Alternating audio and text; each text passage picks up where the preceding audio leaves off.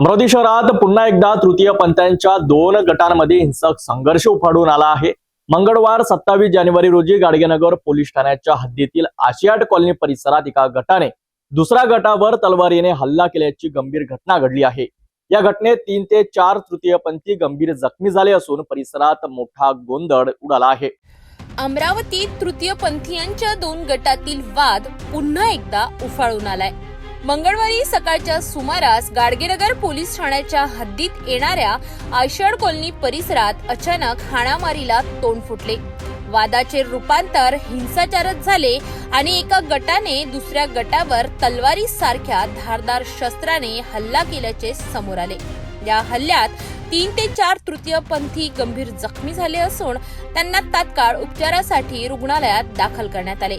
घटनेनंतर परिसरात मोठी दहशत पसरली असून नागरिकांमध्ये भीतीचे वातावरण आहे।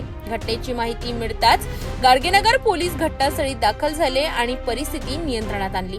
दरम्यान या प्रकरणाच्या निषेधार्थ आणि आरोपींवर तात्काळ कारवाईच्या मागणीसाठी गाडगेनगर पोलीस ठाण्यात मोठी गर्दी जमली।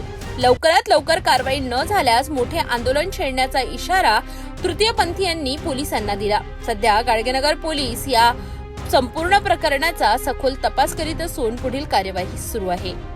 चौधरी आज माझे काही किन्नरसाठी आशियाड कॉलनीत मागायला गेले होते। जात असताना तिथनं ममता, प्रिया, राशी यांचा ऑटो गेला आणि हे माझ्या किन्नरांना शिव्या देत होते। मग ते विचारासाठी गेली, तू कशाबद्दल शिव्या देते? मग त्यांना काहीतरी राडा घालायचा होता। मग त्यांनी राडा घालून डायरेक्ट तलवारीनं माझ्या 3 चेल्यांना वार केला। एक माझ्या बहिणीला किंजल पाटील, एक माझ्या चेल्याला रितू सरकटे, दुसरा मधुला।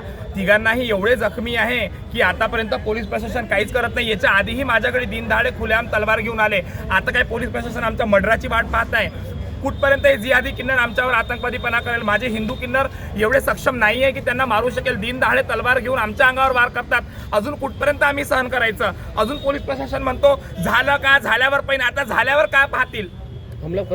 हमला करणारे ममता, प्रिया, राशी ह्या तिघांच्या हातात कोयते, तलवारा होत्या। कारण की व्हिडिओमध्ये सरळ दिसत आहे। आम्ही धरण आंदोलनाला बसू आणि यावेळेचं आंदोलन हे सगळ्यात वेगळं होईल।